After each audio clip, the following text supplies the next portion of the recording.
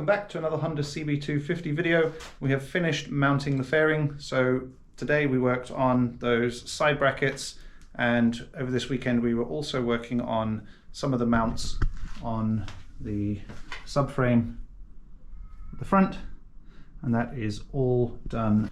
The painting is finished on the front and the sides. The last bit that we are still going to have to do is this windshield, and then this whole section is complete. Anyway, we'll follow up with some clips. Hope you enjoy.